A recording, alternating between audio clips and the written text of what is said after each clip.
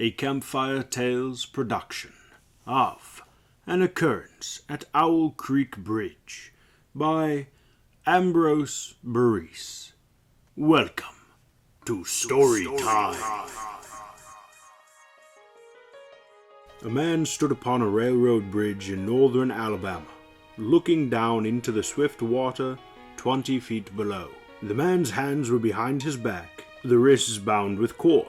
A rope closely encircled his neck. It was attached to a stout cross timber above his head, and the slack fell to the level of his knees. Some loose boards laid upon the sleepers supporting the metals of the railway supplied a footing for him and his executioners. 2 private soldiers of the Federal Army, directed by a sergeant who in civil life may have been a deputy sheriff. At a short remove upon the same temporary platform was an officer in the uniform of his rank, armed. He was a captain. A sentinel at each end of the bridge stood with his rifle in the position known as support.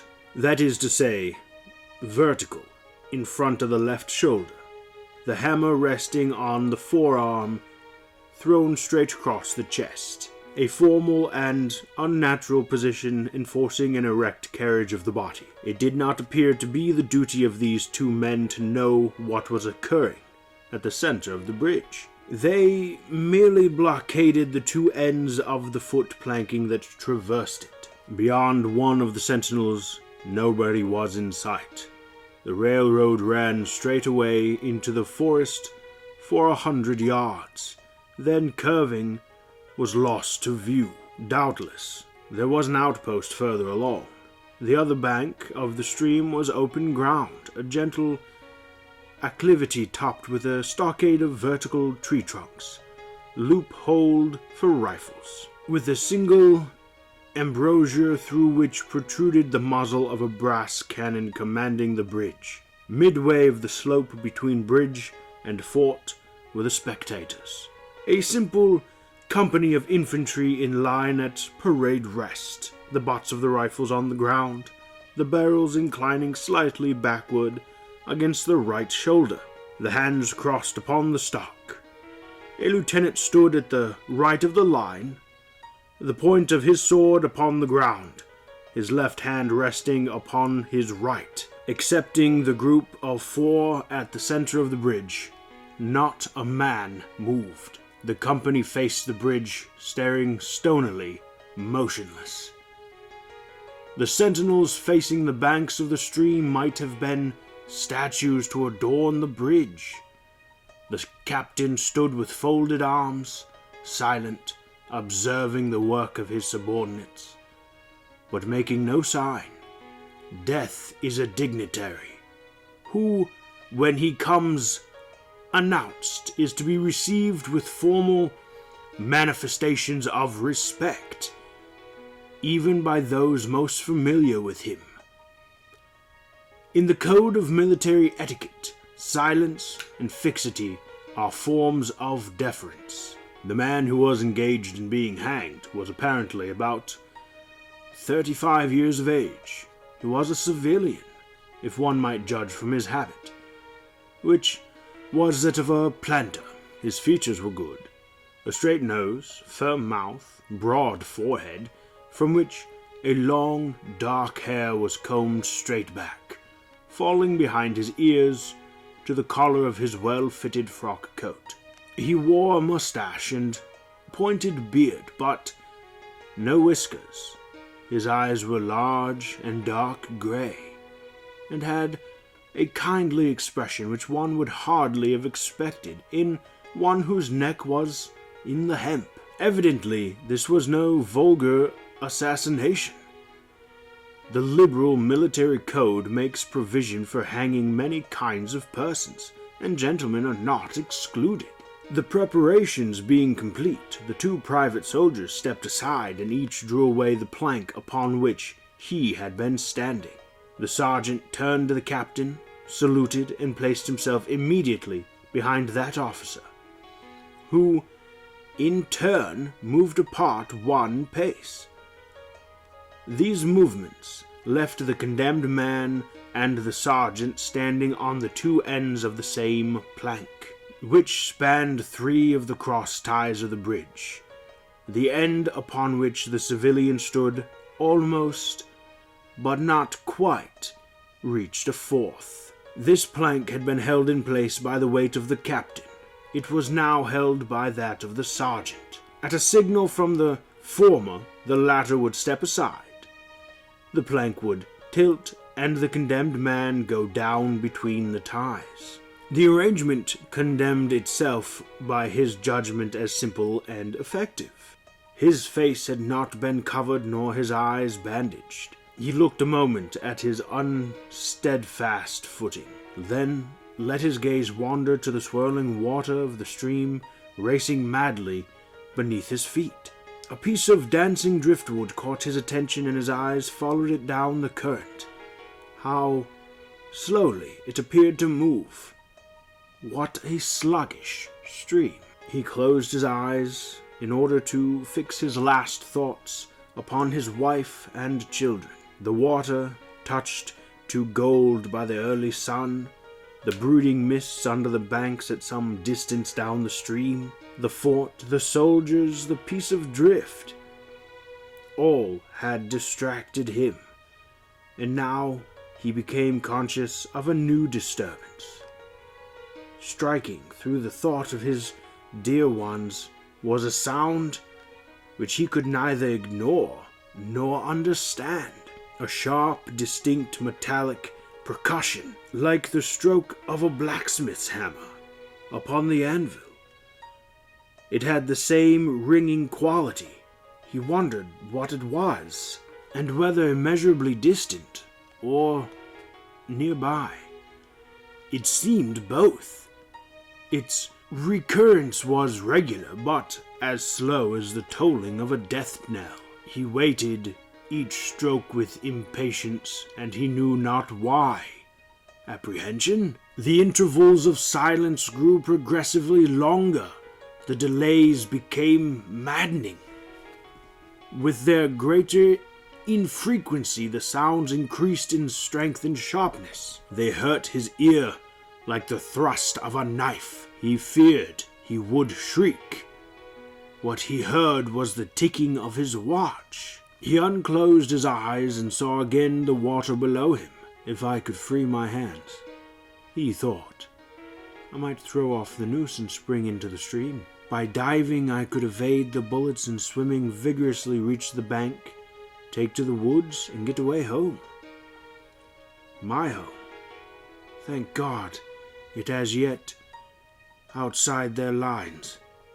My wife and little ones are still beyond the invaders' farthest advance. As these thoughts, which have here to be set down in words, were flashed into the doomed man's brain, rather than evolved from it, the captain nodded to the sergeant. The sergeant stepped aside. Peyton Farquhar was a well-to-do planter of an old and highly respected Alabama family. Being a slave owner, and like other slave owners, a politician, he was naturally an original secessionist and ardently devoted to the Southern cause. Circumstances of an imperious nature, which it is unnecessary to relate here, had prevented him from taking service with the gallant army that had fought the disastrous campaigns ending with the fall of Corinth, and he chafed under the inglorious restraint, longing for the release of his energies, the larger life of the soldier, the opportunity for distinction. The opportunity, he felt, would come, as it comes to all in wartime. Meanwhile, he did what he could. No service was too humble for him to perform in aid of the South. No adventure too perilous for him to undertake, if consistent with the character of a civilian who was at heart a soldier, and who in good faith and without too much qualification assented to at least a part of the frankly villainous dictum that all is fair in love and war. One evening, while Farquhar and his wife were sitting on a rustic bench near the entrance to his grounds, a grey-clad soldier rode up to the gate and asked for a drink of water. Mrs. Farquhar was only too happy to serve him with her own white hands. While she was fetching the water, her husband approached the dusty horseman and inquired eagerly for news from the front. "The Yanks are repairing the railroad," said the man, "and are getting ready for another advance. They have reached the Owl Creek Bridge, put it in order, and built a stockade on the north bank. The commandant has issued an order which is posted everywhere, declaring that any civilian caught interfering with the railroad, its bridge, tunnels, or trains will be summarily hanged. I saw the order." "How far is it to Owl Creek Bridge?"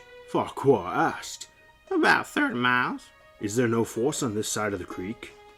Only a picket post half a mile out on the railroad, and a single sentinel at this end of the bridge." "Suppose a man, a civilian and student of hanging, should elude the picket post and perhaps get the better of the sentinel," said Farquhar, smiling. What could he accomplish? The soldier reflected. "I was there a month ago," he replied. "I observed that the flood of last winter had lodged a great quantity of driftwood against the wooden pier at this end of the bridge. It is now dry and would burn like tow." The lady had now brought the water, which the soldier drank. He thanked her ceremoniously, bowed to her husband, and rode away. An hour later, after nightfall, he repassed the plantation, going northward in the direction from which he had come.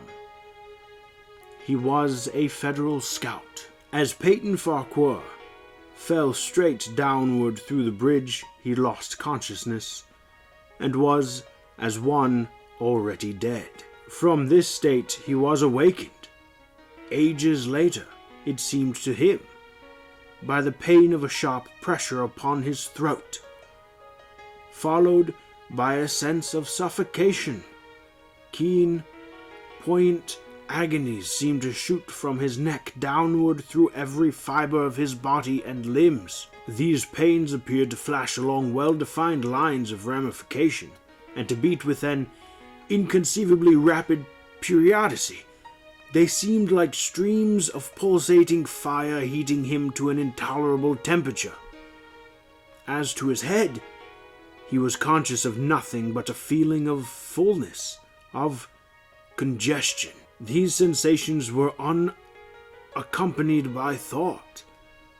The intellectual part of his nature was already effaced.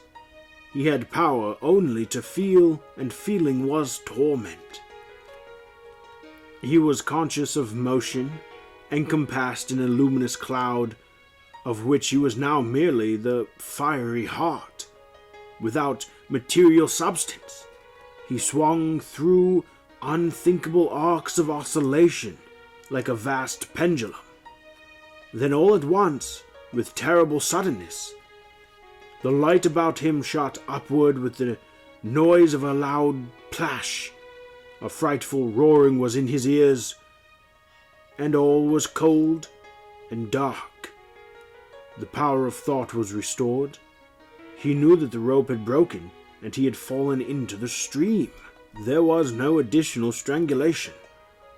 The noose about his neck was already suffocating him and kept the water from his lungs. To die of hanging at the bottom of a river! The idea seemed to him ludicrous. He opened his eyes in the darkness and saw above him a gleam of light, but how distant, how inaccessible. He was still sinking, for the light became fainter and fainter until it was a mere glimmer. Then it began to grow and brighten, and he knew that he was rising toward the surface. Knew it was reluctance, for he was now very comfortable to be hanged and drowned. He thought, "That is not so bad, but I do not wish to be shot. No, I will not be shot. That is not fair." He was not conscious of an effort, but a sharp pain in his wrist apprised him that he was trying to free his hands.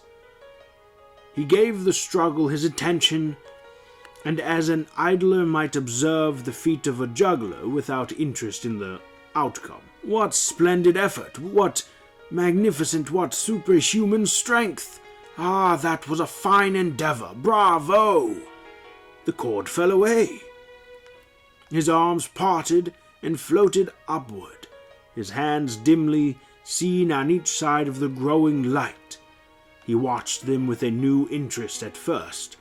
One and then the other pronounced upon the noose of his neck. They tore it away and thrust it fiercely aside, its unadulations resembling those of a water snake. Put it back, he thought. He shouted these words to his hands, for the undoing of the noose had been succeeded by the direct pang that he had yet inexperienced. His neck ached horribly, his brain was on fire. His heart, which had been fluttering faintly, gave a great leap, trying to force itself out of his mouth. His whole body was racked and wrenched with an insupportable anguish, but his disobedient hands gave no heed to the command. They beat the water vigorously with quick downward strokes, forcing him to the surface. He felt his head emerge.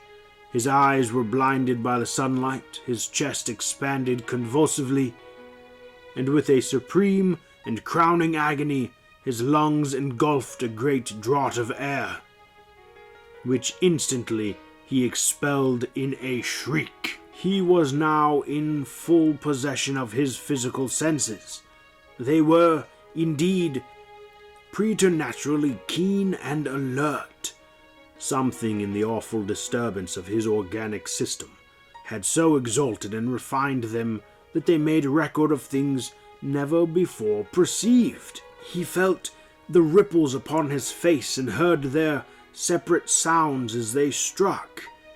He looked at the forest on the bank of the stream, saw the individual trees, the leaves and the veining of each leaf, saw the very insects upon them, the locusts, the brilliant-bodied flies, the grey spiders, stretching their webs from twig to twig. He noted the prismatic colors in all the dewdrops upon a million blades of grass, the humming of the gnats that danced above the eddies of the stream, the beating of the dragonfly's wings, the stroke of the water spider's legs, like oars which had lifted their boat.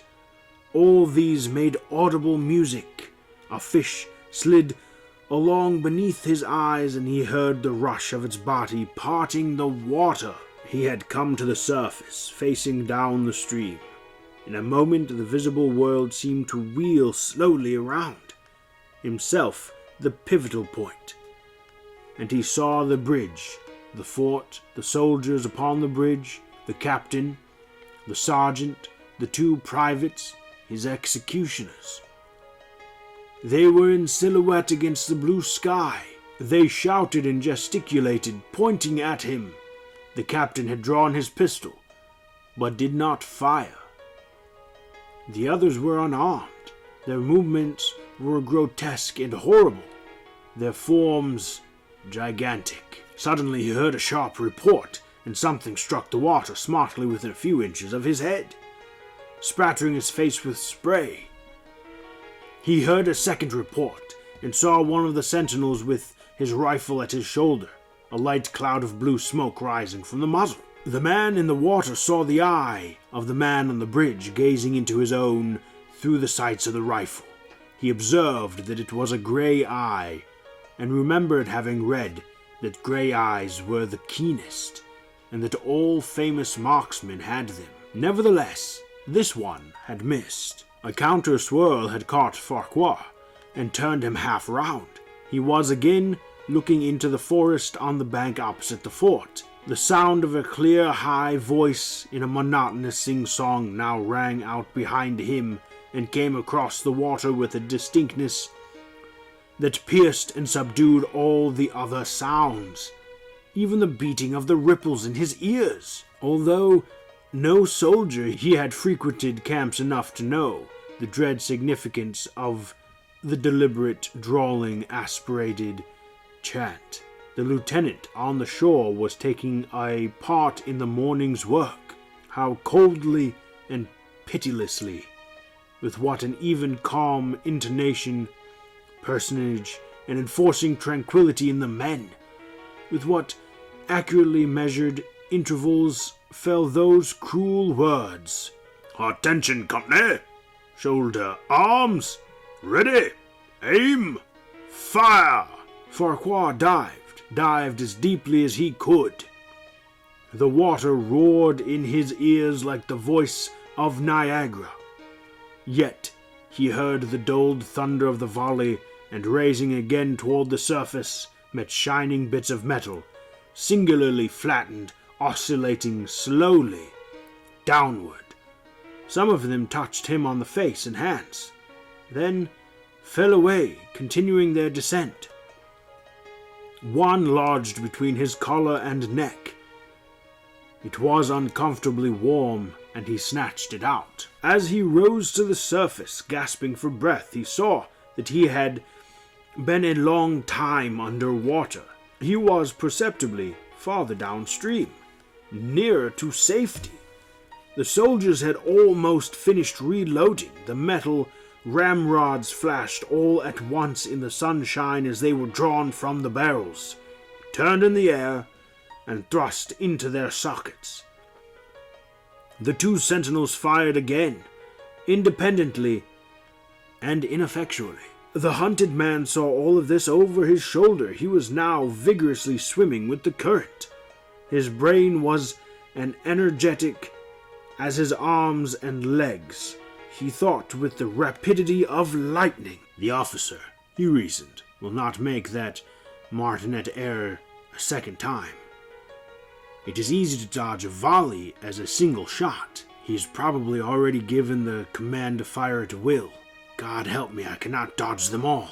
An appalling plash within 2 yards of him was followed by a loud, rushing sound, diminuendo, which seemed to travel back through the air to the fort and died in an explosion which stirred the very river to its depths. A rising sheet of water curved over him, fell down upon him, blinded him, strangled him. The cannon had taken a hand in the game. As he shook his head free from the commotion of the smitten water, he heard the deflected shot humming through the air ahead. And in an instant it was cracking and smashing the branches in the forest beyond. They will not do that again, he thought. The next time they'll use a charge of grape. I must keep my eye upon the gun. The smoke will apprise me. The report arrives too late. It lags behind the missile. This is a good gun. Suddenly he felt himself whirling around and round, spinning like a top. The water, the banks, the forest, the now distant bridge, fort, and men, all were commingled and blurred. Objects were represented by their colors only. Circular horizontal streaks of color. That was all he saw. He had been caught in a vortex and was being whirled in which a velocity of advance and gyration that made him giddy and sick. In a few moments he was flung upon the gravel at the foot of the left bank of the stream, the southern bank, and behind a projecting point which concealed him from his enemies. The sudden arrest of his motion, the abrasion of one of his hands on the gravel restored him, and he wept with delight. He dug his fingers into the sand, threw it over himself in handfuls, and audibly blessed it. It looked like diamonds, rubies, emeralds. He could think of nothing beautiful which it did not resemble.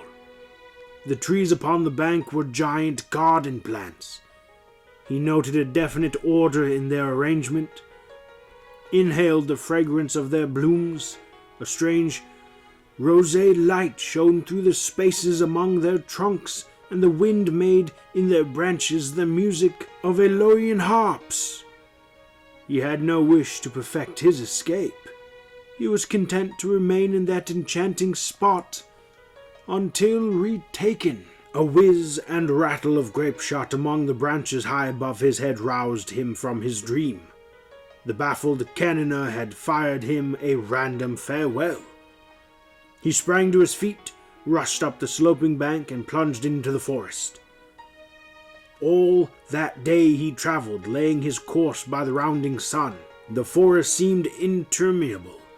Nowhere did he discover a break in it, not even a woodman's road. He had not known that he lived in so wild a region. There was something uncanny in the revelation. By nightfall he was fatigued, footsore, and famished. The thought of his wife and children urged him on. At last he found a road which had led him in what he knew to be the right direction. It was as wide and straight as a city street, yet it seemed untraveled. No fields bordered it, no dwelling anywhere. Not so much as the barking of a dog suggested human habitation. The black bodies of the trees formed a straight wall on both sides, terminating on the horizon in a point like a diagram in a lesson in perspective. Overhead, as he looked up through this rift in the wood, shone great golden stars looking unfamiliar and grouped in strange constellations. He was sure they were arranged in some order which had a secret and malign significance. The wood on either side was full of singular noises, among which, once, twice, and again, he distinctly heard whispers in an unknown tongue. His neck was in pain, and lifting his hand to it, he found it horribly swollen. He knew that it had a circle of black where the rope had bruised it. His eyes felt congested. He could no longer close them. His tongue was swollen with thirst. He relieved its fever by thrusting it forward and between his teeth into the cold air. Now softly the turf had carpeted the untraveled avenue. He could no longer feel the roadway beneath his feet. Doubtless, despite his suffering, he had fallen asleep while walking, for now he sees another scene. Perhaps he has merely recovered from a delirium? He stands at the gate of his own home. All is as he left it, and all bright and beautiful in the morning sunshine. He must have traveled the entire night. As he pushes open the gate and passes up the wide, white walk, he sees a flutter of female garments. His wife, looking fresh and cool and sweet, steps down from the veranda to meet him. At the bottom of the steps she stands waiting with a smile of ineffable joy, an attitude of matchless grace and dignity. Ah, how beautiful she is! He springs forward with extended arms. As he is about to clasp her, he feels a stunning blow upon the back of the neck. A blinding white light blazes all about him with a sound like the shock of a cannon. Then all is darkness and silence. Peyton Farquhar was dead. His body, with a broken neck, swung gently from side to side beneath the timbers of the Owl Creek Bridge. I hope you enjoyed this interesting story. Please like, comment, and subscribe. Don't forget to follow me on Twitter for news and updates. Until next time, my friends, fare thee well and goodbye.